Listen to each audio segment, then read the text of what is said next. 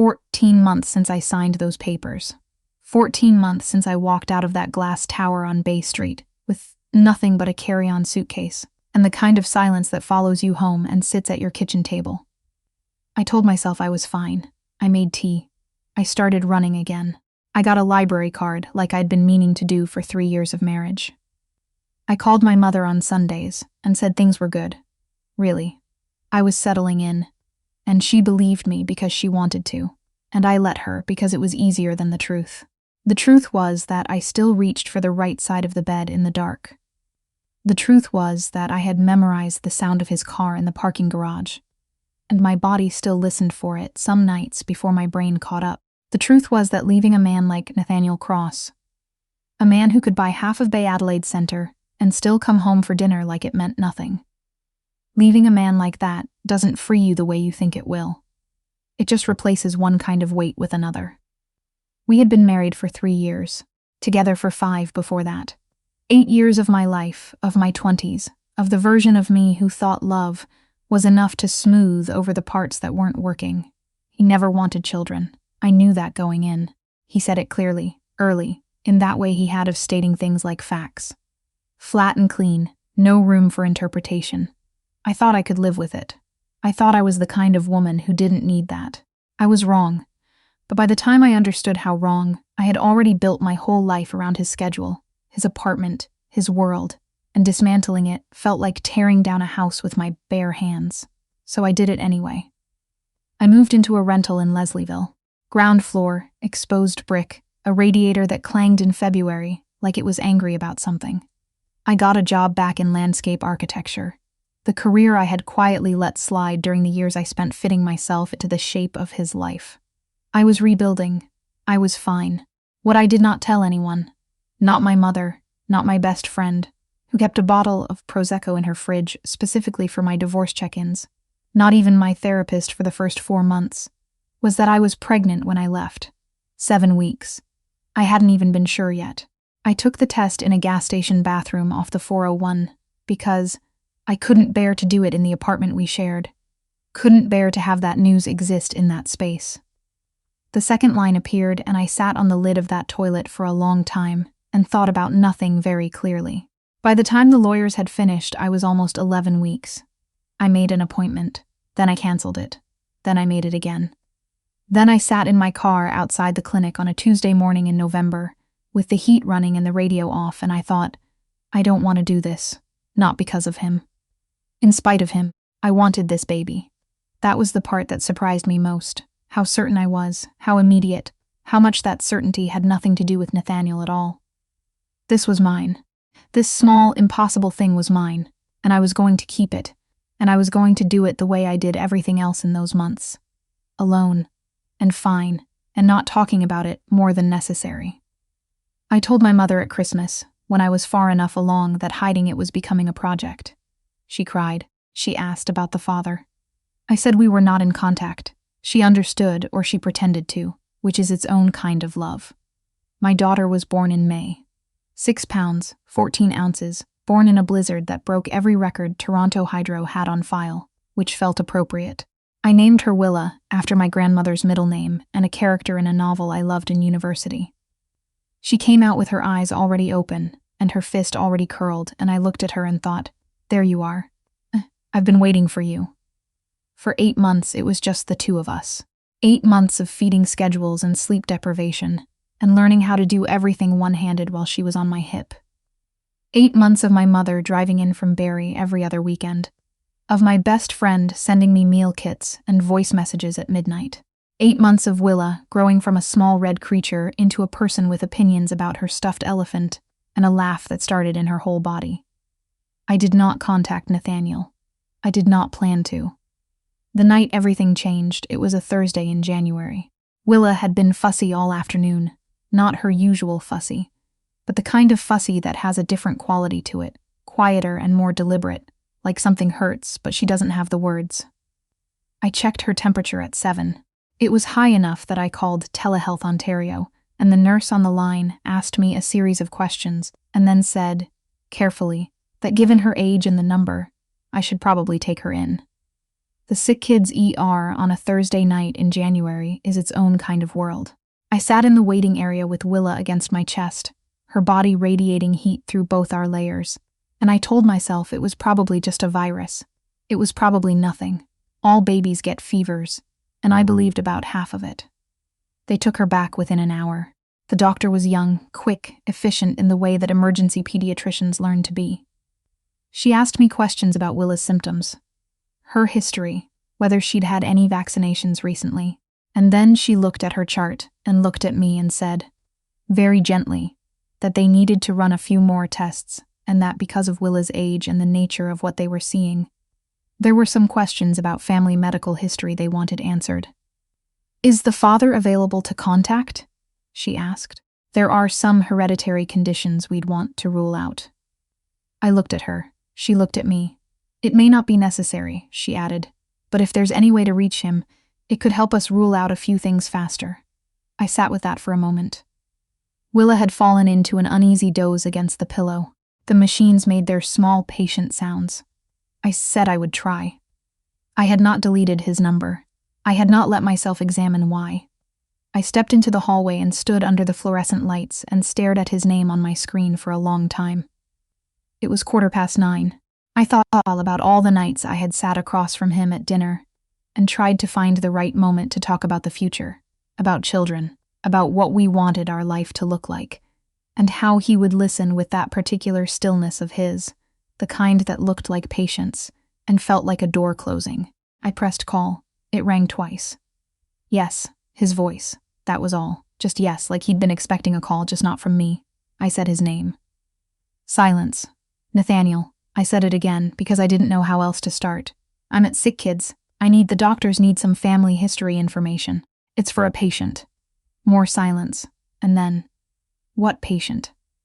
It wasn't a question. Not really. There was something in the way he said it. Flat, careful. The way he said things when he already knew the shape of the answer and was waiting to see if you would give it to him honestly. I closed my eyes. Her name is Willa, I said. She's 8 months old. She has a fever and they're running tests and the doctor asked if the father was reachable and my voice stopped cooperating. You're listed, on her birth certificate. I listed you. I had not planned to say it that way. I had not planned to say it at all. The hallway felt very long suddenly. I'm on my way, he said. He hung up. I stood there with the phone against my collarbone and thought, what have I done? He arrived 40 minutes later. I don't know how he got there that fast from wherever he'd been. His condo was in Yorkville, which was not close, and parking near the hospital at that hour was a particular kind of nightmare. But I looked up from the chair beside Willa's bed, and he was standing in the doorway in a dark wool coat, still half-buttoned, like he'd left in a hurry. He looked at her first, not at me, at Willa. He stood there in the doorway and looked at my daughter, the way you look at something you are trying very hard to understand all at once. Feature by feature, detail by detail. And something passed across his face that I had never seen on him before. Something quiet and undone. Then he looked at me. You should have told me, he said. I know. 14 months. I know. He came into the room and sat down in the chair on the other side of her bed, and he didn't say anything else for a while. The nurse came in and he answered her questions. Family history, medical background, his father's side, his mother's side. In the same efficient way he handled everything. He remembered everything. He always did. The test results came back closer to midnight. Viral. A common respiratory thing that was going around half the daycare centers in the city. Nothing hereditary. Nothing alarming. They wanted to keep her until morning just to monitor the fever. But the doctor said she looked good. She was responding well. We could probably go home by 8. I said thank you about 4 more times than necessary. When the doctor left, the room got very quiet. Nathaniel was still sitting across from me. He had taken off his coat at some point. He was looking at Willa the way he had been looking at her since he arrived. Steady, unguarded, nothing like the man who had once told me, in our dark bedroom on a Wednesday night, that he didn't see the point of having children, that his life was full, that he didn't have that need, and could I please not bring it up again as if it were something negotiable. I don't understand, he said finally. Which part? Doff, any of it. He looked at me. Why didn't you tell me? Because you didn't want this. You didn't ask me. You told me, repeatedly. For years. He was quiet. He put his hand on the rail of the hospital crib, not touching Willa, just close to her. Like proximity was the best he could manage right now. I was wrong, he said. I looked at him. About what I wanted. He said it without looking up. I think I've known that for, I don't know how long. It was easier to say no to the whole thing than to figure out what I was actually afraid of. Nathaniel. I'm not asking anything from you right now, he said quickly. I'm not. I'm just telling you the truth because I owe you that. Because you called me tonight and that cost you something. And I know it did. And I want to be honest with you. He finally looked at me. She's mine. Yes. And you've been doing this alone for 8 months. My mother helps. And my friend, I haven't been. You know what I mean. I did. I looked down at Willa, who had shifted in her sleep, one small fist uncurling. There's something else you should know, I said. He waited. Your colleague, Sherry Delacroix. I watched his face. She came to see me. About 3 months ago. She said she knew about the pregnancy. Someone at the firm had apparently told her. And she suggested it might be in my best interest to keep it private, not to make things complicated. I said it the way I had rehearsed it, flat and clear. She said it would be better for everyone if Willa's file didn't connect back to your name. Nathaniel went very still. She said this to you. She came to my apartment. She brought coffee, actually. Very civilized. I heard my own voice, how dry it was. She said she was looking out for me. He was quiet for a long moment. The machines beeped softly. Willa breathed her even, feverish sleep breath. She's been managing my public profile for 2 years, he said. I know. She had no right. I know. I looked at him. I didn't do what she suggested, obviously. I listed you on the birth certificate, and I didn't tell anyone she came, not even my own mother. But I'm telling you now because you said you wanted the truth, and that's the truth. He stood up. He walked to the window, the one that looked out over University Avenue, and the dark shapes of buildings and the city doing its quiet January thing. He stood there for a while. I need you to understand something, he said, without turning around. Whatever I said before, whatever I thought I wanted or didn't want, none of that is more important than what's in that crib right now. That is my daughter, and I have already missed 8 months of her life, and I would very much like to not miss any more of it. That's not entirely up to you, I said. I know. She's not a project you can optimize. I know that too. He turned around, and I saw, for maybe the second time in the 10 years I had known this man, that he was not composed. His face wasn't doing the thing it always did, that careful, neutral thing that I used to think meant he wasn't feeling anything, and eventually learned meant he felt things too much to let them show. He said, I know I don't get to just walk back in. I understand that, but I'm asking if there's a version of this where I at least get to try. I looked at my daughter. She had my nose, I thought. She had his brow line, the small, serious wrinkle between the eyes that appeared when she was concentrating or unhappy. She had his hands, the long fingers, the way she held things precisely. I had noticed it for months and not let myself say it out loud, not even to myself. There might be a version, I said, but it's going to be slow, and it's going to be on her schedule, not yours. Okay. And you are going to have a conversation with Sherry Delacroix that I don't want to know the details of, but that resolves the situation. That's already happening. Tonight. The moment I leave this building. I almost smiled. I didn't let myself. By 8 the next morning, Willa's fever had broken. She woke up hungry and grumpy and very interested in the crinkle toy my mother had tucked in the hospital bag, and I fed her and held her and felt the specific relief of a crisis that has passed. The kind that leaves you wrung out and hollow and more grateful than you know how to say. Nathaniel had stayed through the night. He'd slept in the chair, or not slept, I wasn't entirely sure. He brought me a coffee from the Tim Hortons on the ground floor. On the ground floor, at 6:30 in the morning, without asking if I wanted one, just appeared with it the way he used to leave an umbrella by the door, on days when rain was forecasted. Quiet gestures that I had not missed until I had missed them every day.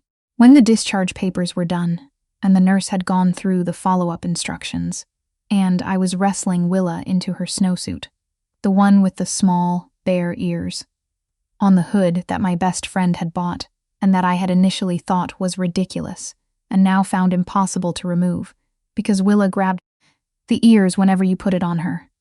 Nathaniel held her while I managed the zipper. He held her like he had been doing it for years, like it was the most natural thing he had ever done. He looked up and caught me staring. "Bare ears," he said. Like that explained everything. "She likes them." "I can see that." We stood in the discharge area of sick kids at 8:15 on a Friday morning, with my daughter between us in her ridiculous bare-ear snowsuit, and the January cold waiting outside the sliding doors, and nothing about it was simple or resolved or clean, but it was something. The beginning of something that didn't have a name yet. "I'll call you," he said. "Or, you could tell me when works." "Sunday afternoon," I said. "She's usually in a good mood after her nap." He nodded. He handed Willa back to me carefully, both hands. "The way you hold something you understand matters," he said. "She's extraordinary." "I know," I said. "She got it from me." He almost smiled at that. I saw it, the almost. That night, after I had put Willa down, and the apartment was quiet, and the radiator was doing its clanging February in advance routine, I sat on my kitchen floor with my back against the cabinets, and a cup of tea going cold beside me, and I let myself think about all of it. About the call. About his face in the doorway. About 8 months of carrying something that was too heavy and too precious to put down. I didn't know what Sunday afternoon would bring, or the Sunday after that.